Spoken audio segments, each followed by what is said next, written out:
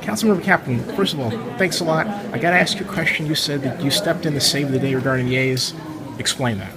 So there were two times that negotiations almost fell apart. Okay. One was several months ago when Scott Haggerty and myself from the Joint Powers Authority went to meet with the A's leadership to encourage them to come back to the table and negotiate in good faith, and for us to express to them that we were serious about negotiating with them and commit that we would work in good faith. And so after that, the negotiations got restarted, and then they hit a second crisis point the night of the vote at the Oakland City Council, when the Oakland City Council voted for some amendments to the lease. So the lease that the City Council adopted was somewhat different from what had been part of the negotiations at the Joint Powers Authority. And that night, the A's president, who was in the room, expressed a lot of concern about that and felt that the A's might well not accept this deal because there had been these last-minute changes.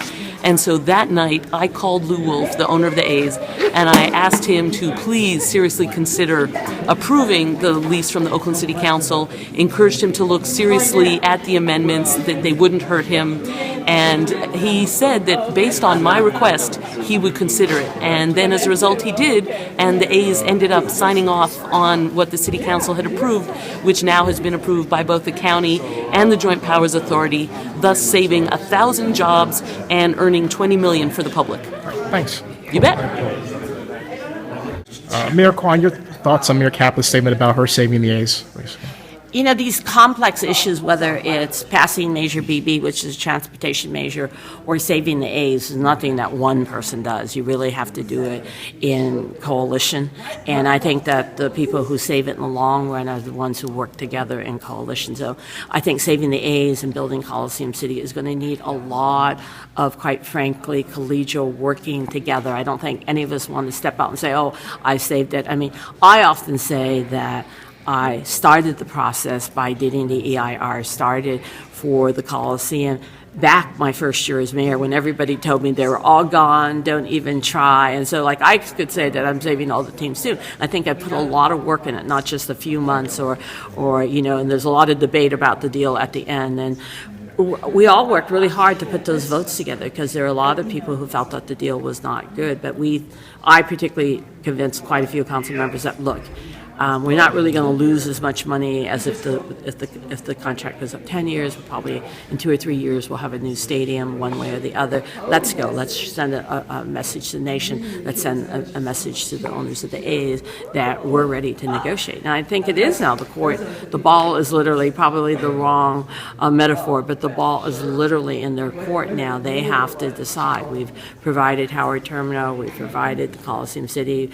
Both sites have funders who are ready to build a stadium, and the A's have to decide. So I want to keep us unified, focused on getting the A's to make a commitment to Oakland. Thank you, Mayor.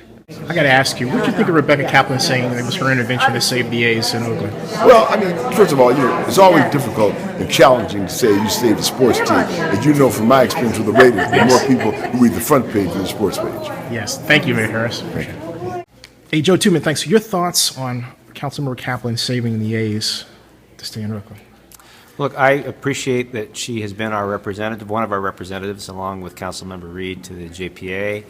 I think that claiming that she saved the A's is typical of the kind of exaggeration that all politicians, any politicians, me too, can engage in from time to time, and that was certainly on evidence tonight.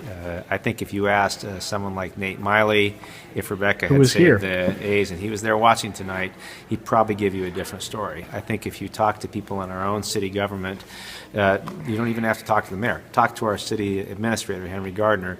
He'd probably give you a different story. And I think that's not to diminish her contribution, but one of the things I'm concerned about with respect to our professional sports teams, frankly, is not about who's claiming credit for keeping them, but are we managing things in a professional way? I did think that the end result of a 10-year lease, for as much as that's worth, I mean, they could still leave. It just cost me a few $1 million to go away. it's nice that in the sense that at least for the time being it gives us a chance to work on a stadium deal. But the truth is, if we're looking at the whole process of the way that negotiation unfolded at the last minute, you could also say that our representatives to JPA did not do a good job of keeping council members informed of what the process was and what the deal was. So there was a lot of 11th hour monkey business with that. It didn't present well in the news media.